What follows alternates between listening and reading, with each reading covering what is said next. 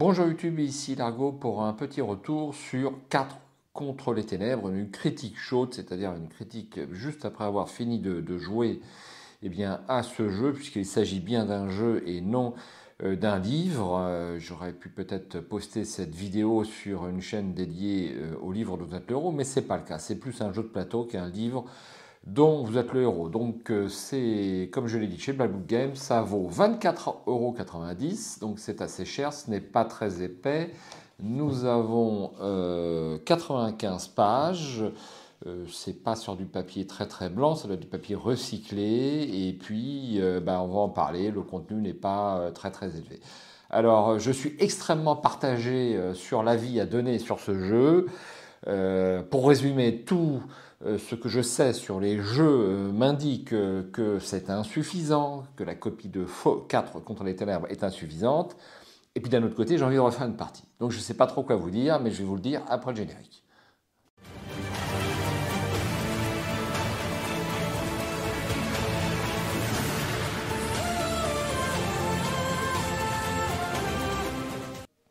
Alors, 4 contre les ténèbres, qu'est-ce que c'est? Commençons par le début. Eh bien, par le petit pitch. 4 contre les ténèbres est un donjon crawler auquel vous pouvez jouer en solo, mais aussi en mode coopératif. Pas besoin de figurines, il vous suffit de ce livre, d'un crayon, de 2D et de papier quadrillé. Choisissez 4 personnages dans une liste de héros classiques: guerrier, magicien, roublard, alpheline, nain, barbare, prêtres et elfes. Équipez-les et envoyez-les dans un donjon né de vos jets de dés et de vos décisions. Là, ils devront combattre des monstres, gérer leurs ressources, récupérer des trésors, éviter des pièges, découvrir des indices et même mener des quêtes pour le compte de quelques monstres. À chaque aventure, ils gagneront des niveaux et deviendront plus forts. Enfin, s'ils survivent. Voilà pour le pitch de 4 contre les ténèbres. Donc, vous l'avez compris, c'est un donjon crawler. Tout ce qu'il y a de plus classique: porte, monstres, trésors. Vous allez dessiner votre donjon, vous balader dedans et tenter de ressortir avec 4 aventuriers. Il est indiqué que c'est un petit peu coopératif. Je suis extrêmement perplexe là-dessus puisque je ne me vois pas jouer à ce jeu à 4. Le rôle de chaque aventurier est quand même assez sommaire. Vous allez lancer votre dé pour attaquer avec votre épée, lancer votre jet de défense éventuellement, et puis c'est tout. Les décisions tactiques, on va y revenir, sont extrêmement faibles, donc franchement, il n'y a pas grand-chose à faire si vous êtes 4 autour de la table, ce n'est que mon avis personnel. Alors commençons par le début avec l'édition. C'est un petit livre, c'est pas très épais, ça fait 95 pages, c'est du papier plus ou moins recyclé, c'est en noir et blanc en dehors de la couverture, et puis ça vaut, tenez-vous bien, 24,90 €. Alors j'ai lu quelques commentaires sur la page Facebook, on nous dit certes il y a eu la traduction puis l'achat des droits. Eh bien c'est comme tous les livres, hein. Si on se lance dans l'aventure, je dirais qu'il faut le faire à un prix raisonnable. 24,90 €, c'est bien trop cher pour ce type de livre, et même si le tirage est réduit, eh bien je dirais que ça va encore le réduire, c'est à coup sûr. Donc c'est adapté de l'américain et il y a énormément d'extensions qui existent, enfin entre 15 et 20 de livres, certains beaucoup plus petits, certains de même taille si vous voulez, qui rajoutent beaucoup de contenu et d'aventures et de tables et de choses comme ça. Aucune n'a été traduite. Aucune. Moi, j'aurais préféré avoir un livre peut-être un peu moins cher, pas beaucoup, 19,90 €, et puis payer un poil plus cher. Les livres d'extension, c'est comme ça qu'on fait. On met le livre de base pas cher, et puis si vous voulez les extensions, là, le prix augmente. Mais là, j'ai l'impression qu'on veut tuer un petit peu la licence dans l'œuf, et j'ai trouvé ça un petit peu dommage de ne pas trouver directement, au moins, l'extension la plus emblématique directement en français. Donc ça, c'est des points négatifs. Et puis, on va continuer par les points négatifs. Que voulez-vous que je vous dise? Ici, vous avez toutes les tables et puis toutes les règles. Moi, j'ai tout photocopié et puis j'ai mis ça ici. Donc, en quoi consiste le jeu? Vous rentrez par votre donjon, vous tirez un D6, ça va vous donner l'une des 6 entrées d'ailleurs qui sont ici. Il n'y a rien dans cette première entrée. Et puis, vous allez trouver votre première salle. Vous lancez 2D6, ça vous donne un chiffre sur 66, ça vous donne votre salle. Ensuite, vous lancez 2D6 supplémentaires, et puis sur 2 à 12, ça va vous donner, si c'est un couloir, ça va être cette colonnes. Si c'est une salle, ça va être 7 colonnes. Vous allez avoir des monstres étranges, des boss, des sbires et puis des nuisibles. Le nuisible est le plus faible, le sbire un tout petit peu au-dessus, mais il n'a qu'un point de vie. Les monstres étranges et les boss ont des points de vie, 4 à 5, et vous allez devoir les mettre à 0 pour ou le tuer ou le faire s'enfuir. Une fois que vous avez fait ça, par exemple, eh bien, vous allez lancer un D6 pour avoir le boss que vous rencontrez. Donc je vais sur la table des boss, et puis vous avez les résultats qui sont ici. Donc le contenu est un petit peu faible, un petit peu faiblard parce que sur cette table des boss, eh bien, ça va que de 1 à 6. Donc vous avez vite fait, si vous jouez 3-4 parties, de tomber tout le temps sur les mêmes. Pareil pour les sbires de 1 à 6. Et puis pareil pour les nuisibles de 1 à 6. Alors dans ce livre, vous avez une toute petite extension qui fait 3-4 pages avec de nouvelles tables. Pour, je crois, aventurier de niveau 1 à 2. Donc, qui va pouvoir, moi je ne l'ai pas attaqué, qui va pouvoir peut-être renouveler le contenu rien qu'à l'aide du livre de base. Voilà, l'extension, un mini supplément pour 4 Contrôle des Ténèbres qui vous est offert gracieusement avec l'édition française. Les illustrations sont jolies, noir et blanc, tout à fait dans le style des livres Nous êtes les héros. Toutes les illustrations, j'ai trouvé, ma foi, assez sympa. Donc ça, c'est le principe général du jeu. Une fois que vous avez tué votre monstre, vous allez avoir un trésor. Vous avez également, parfois, vous allez tomber sur des éléments spéciaux, une armurerie, une statue, une salle avec énigme. Encore une fois, une table qui va de 1 à 6. Vous avez également des pièges qui peuvent survenir. Vous avez également des événements spéciaux. Ici, par exemple, vous avez la Dame Blanche qui va vous confier une quête. Si vous refusez la quête, vous ne pourrez plus du tout la rencontrer de l'aventure. Et puis, vous avez ici voilà, les 6 quêtes qui existent. Il n'y a pas non plus 12 000. Vous voulez qu'on vous rapporte, c'est très basique. Je le veux vivant, apportez-moi de l'or, allez en paix. Pour terminer cette quête, le groupe doit terminer 3 rencontres de l'aventure sans avoir recours à la violence. C'est assez original, cela dit. Cela inclut les réactions comme soudoyer et obtenir de l'aide des monstres, effectuer une autre quête et passer dessus ou encore vaincre un monstre grâce au sort sommeil avant de l'attacher avec une corde. Ce qui m'amène à l'essentiel du jeu, c'est le gameplay. Est-ce qu'il y a beaucoup de choix tactiques à faire dans ce jeu? Eh bien là encore, le constat est quand même un petit peu faiblard, puisque lorsque vous arrivez dans une salle, vous rencontrez le 3/4 du temps un monstre. Le seul choix qui va s'offrir à vous, c'est est-ce que vous tentez de voir la réaction du monstre? Il peut vous donner le gîte et le couvert, il peut s'enfuir, vous pouvez tenter de le soudoyer, au contraire, il va directement vous attaquer jusqu'à la mort. Et si vous décidez de l'attaquer directement, vous allez faire vos jets d'attaque en premier. Là, c'est le choix tactique, on va dire, essentiel lorsque vous rentrez dans une salle. Et puis après, le combat, vous allez le dérouler. Donc, ici, j'ai mes personnages, dont j'ai Magnur, Aenas, Knox et Merlin. Donc, les classes sont très classiques. Un nain, un clerc, un voleur et puis un magicien. Donc le nain va attaquer avec son bonus d'attaque. Là, ils sont à main nue. Je vous passe les détails, mais c'est le résultat de ma tech. Vous lancez un D6. Vous êtes obligé de faire un nombre supérieur ou égal au niveau du monstre pour le toucher. Si vous êtes dans une salle, vos 4 personnages peuvent attaquer en corps à corps. Si vous êtes dans un couloir, seuls les 2 premiers attaquent au corps à corps. La deuxième ligne peut lancer un sort ou tirer à l'arc ou à la fronde. Et puis, donc les 4 attaques. Ensuite, c'est au tour des monstres. Les monstres ne lancent pas de dés. C'est vos personnages qui vont faire un jet de défense. Donc là, j'ai une armure lourde qui a plus 2, donc j'ai plus 2 en défense. Je lance un D6.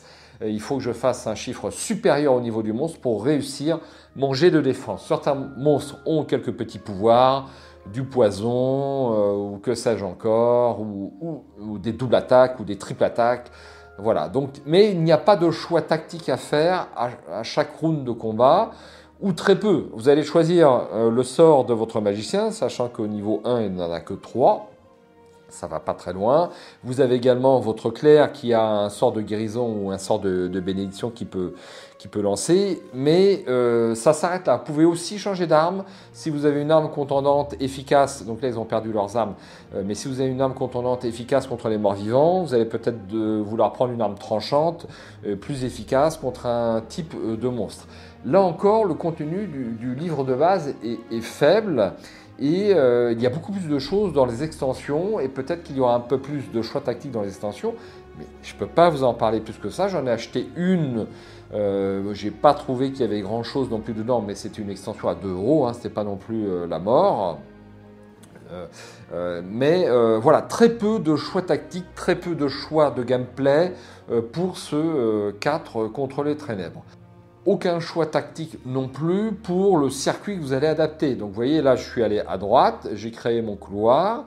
Le fait d'aller à droite ou à gauche, c'est strictement pareil. Ça ne vous rapporte rien, ça ne vous procure rien, ça ne vous enlève rien. Vous allez pouvoir prendre la porte de gauche ou la porte de droite, c'est pareil. Peut-être que la porte de gauche est verrouillée, vous allez éviter de prendre le risque de l'enfoncer, ça va être un tout petit choix de gameplay, mais c'est pas la mort, parce que vous voyez, j'ai des salles avec plusieurs portes. Donc pour savoir si la porte est verrouillée, je lance un dé, de 1 à 2 elle est verrouillée, je relance un deuxième dé, de 1 à 3 elle est de level 3, et de 4, 5, 6 ça sera de level 4, 5 et 6. Pour la déverrouiller, je dois faire un jet avec mon voleur ou l'enfoncer. Si je l'enfonce, j'ai une chance d'avoir un monstre errant. Les monstres errants ne rapportent aucun trésor quoi qu'il arrive. C'est hélas en pure perte. Voilà, il n'y a pas beaucoup de choix de gameplay dans ce livre de base. C'est vraiment mon reproche essentiel. Je reviens un instant sur la feuille de personnage puisqu'on l'a sous les yeux. Donc le level, la race, le statut. Alors il peut être blessé, il peut lui avoir de différentes choses, mais pas dans le livre de base. Les malédictions, c'est pareil, il peut y en avoir dans le livre de base, j'ai un doute. Moi, j'en ai pas eu, donc c'est pas si fréquent. Vous avez votre gold, votre argent, les indices. Quand vous avez 3 indices, vous allez pouvoir choisir une récompense particulière. Ça peut être un renseignement particulier sur un monstre, ça peut être l'endroit où se trouve caché un trésor. Là, vous allez choisir dans une table qui fait environ une douzaine d'entrées. Le choisir. Vous avez un élément de gameplay qui peut être intéressant. Et puis, c'est tout. Hein. Vous pouvez porter 10 équipements. Vous avez les sorts et les capacités. Donc les capacités, on peut venir dessus. Par exemple, le Aeneas, qui est Montclair, quand il lance son dé d'attaque, n'ajoute pas son niveau, ce qui est le cas de tous les guerriers, barbares et autres nains. Lui, il ajoute son niveau que contre les morts vivants. Contre les autres, c'est seulement la moitié de son niveau. Il peut lancer quelques sorts. Donc Knox, le voleur, il ajoute son niveau lorsqu'il attaque.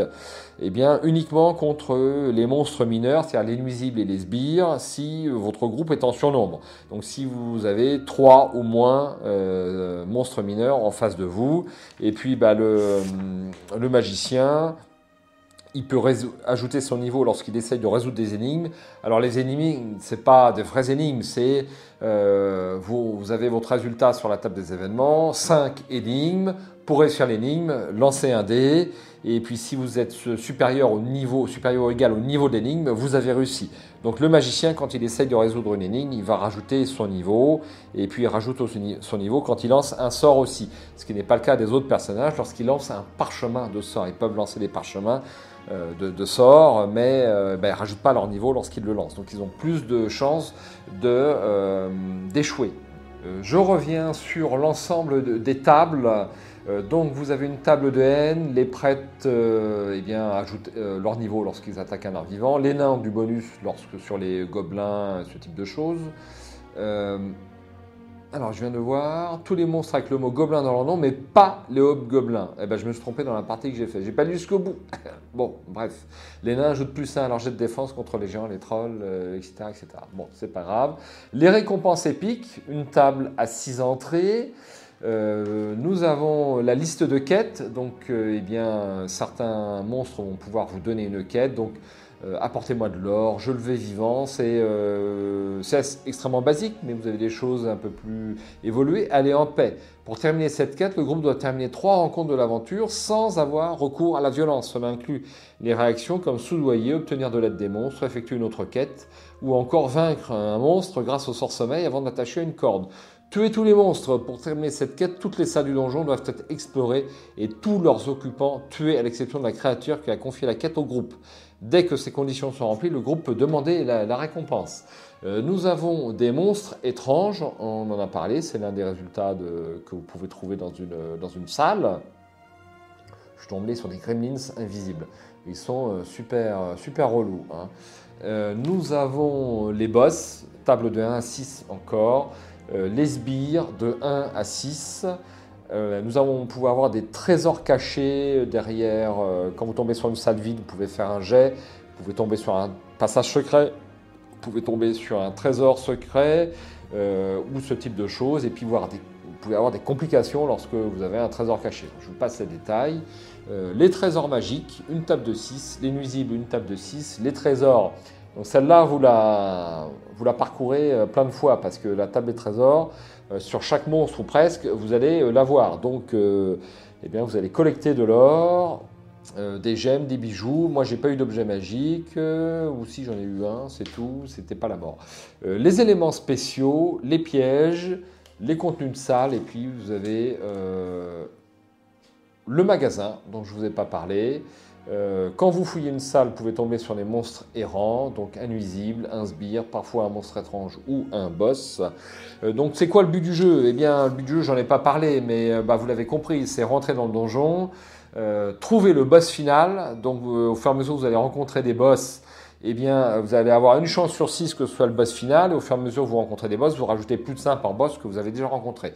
Donc au fur et à mesure de l'aventure, eh bien, les chances que vous tombiez sur le boss final vont être décuplées. Et une fois que vous l'avez tué, vous ressortez, vous avez réussi. Là encore, les extensions vont vous rapporter eh bien, des vraies histoires avec des salles un peu plus spécifiques et une histoire un peu plus spécifique. Mais on ne l'a pas en français, c'est qu'en anglais. Donc moi, je suis une quiche en anglais et c'est un peu dur de jouer en anglais quand même. Mais à voir. Alors, j'ai dit que des trucs négatifs sur ce jeu, donc la note devra être rouge cramoisi. Eh bien non, je vous le donne dans le mille, j'ai envie de rejouer à ce jeu-là, je ne sais pas pourquoi. C'est difficile à verbaliser, comme dirait eh bien, un cycliste barbu issu du monde du jeu. C'est dur à dire, mais la sauce prend. J'ai fait mes parties en solo, j'ai lancé mes dés, j'ai perdu des points de vie, j'ai tué des monstres, j'ai collecté des bijoux et des gemmes, j'ai eu une quête à faire, et puis la quête elle était là, il a fallu juste que j'aille là chercher le monstre, que je l'attache avec une corde et que je revienne. C'était pas très compliqué honnêtement. Mais voilà, je me suis vidé la tête, j'ai l'impression que ce jeu est un espèce de sudoku pour rôlistes ou joueurs de jeux de plateau désœuvrés un dimanche matin. Vous n'avez pas votre groupe, parce que franchement, jouer en groupe à ce jeu-là, j'y crois pas. Il n'y a pas assez de gameplay de mon point de vue avec le livre de base. Eh bien, vous n'avez rien à faire. Vous allez faire un petit 4 contre les ténèbres. C'est vraiment extrêmement rapide à mettre en place. Vous vous installez, vous jouez presque tout de suite. Alors moi j'aime bien sortir mon petit matériel. Vous voyez, j'ai mis mes petites images, j'ai imprimé ma feuille de personnage trouvée sur BGG, j'ai mon petit plan avec mon stylo effaçable, j'ai mon petit dragon pour la mise en ambiance, j'ai la piste de dés et la musique. Bon, et j'ai fait mes photocopies que j'ai mis là-dedans pour aller beaucoup plus vite. Parce qu'honnêtement, si vous avez que le bouquin, franchement ça ne le fait pas. Hein. Il faut ou faire les photocopies puis les avoir sur des petites feuilles volantes à côté, vous les mettez là-dedans, mais ça ne suffit pas. Donc j'ai envie de refaire une partie, et puis si les extensions elles sortent, eh ben, je vais les acheter. Voilà, ça ne se commande pas, si elles sortent en français. Hein. Mais je suis à 2 doigts d'en acheter une grosse en anglais parce que j'ai aimé sa simplicité. Par rapport à un Tête Grêle ou un 7e continent, eh ben, que voulez-vous, c'est le jour et la nuit. Donc si je sors Tête Grêle, le plateau de jeu, la relecture des règles, la mise en place, je lance l'application, enfin c'est lourd quoi. Tout de suite il faut prendre une demi-journée. Là vous pouvez lancer ça tout de suite. Alors ça peut vous apparaître trop simpliste pour être joué, ou au contraire c'est une force pour être joué. Si vous aimez les donjons comme moi et puis les trucs classiques, eh bien écoutez, vous allez vous amuser. Il ne faut pas que le jeu solo vous rebute. Moi, je n'aime pas les jeux solo, mais la liste commence à s'allonger. Nous avons Arkham, nous avons Mach Knight, nous avons les livres dont vous êtes le héros. Et puis, bah, je ne vais pas détester faire ce petit truc-là quand j'ai un moment à passer. Mais j'aurais aimé avoir des extensions tout de suite, quoi. Parce que là, si vous voulez, au bout de 3 parties, 3-4 parties, vous allez avoir fait un peu le tour. Vous rajoutez encore 2-3 parties, alors ça fait déjà 7 parties, pour Ennemis Diaboliques, la mini-extension qui est à la fin, qui va vous renouveler les... Mais voilà, j'aime ce jeu, mais tous les éléments raisonnés et raisonnables que je vous indique, eh bien, font que je ne devrais pas vous conseiller ce bouquin. Mais ben voilà, vous faites votre avis par rapport à la partie qui se trouve en ligne et puis par rapport à la petite critique, au petit retour que je vous ai fait là-dessus. Je vais encore vous donner des trucs négatifs. Vous passez votre temps à lancer des dés, attaque, défense, c'est raté, c'est réussi, je prends la gomme, j'efface. Enfin, vous faites ça tout le temps. Ensuite, vous relancez les dés pour avoir la salle suivante. Et puis vous recommencez. C'est un petit peu répétitif aussi, qui encore, ça provient du manque de contenu du livre de base. Voilà, mais la sauce prend. Ce sera tout pour aujourd'hui. Je vous souhaite de bonnes parties. Et j'espère qu'on se retrouvera dans un donjon sombre et humide. Dommage qu'il n'ait pas fait une petite quelque chose pour améliorer le jeu en groupe avec un petit peu plus de gameplay, ou 2 équipes qui doivent ça aurait été sympa ça, 2 équipes qui rentrent chacun par un côté du donjon et puis qui doivent arriver le plus vite possible sur le boss final. Ça aurait été amusant, ça aurait été plus amusant que de prendre chacun un personnage, parce qu'il n'y a pas assez là-dedans. Vous voyez, je donne encore des trucs négatifs, mais j'arrive pas à m'en empêcher, mais je vous recommande plutôt ce 4 contre les ténèbres. Ciao, bonsoir, et puis j'espère à bientôt sur la chaîne.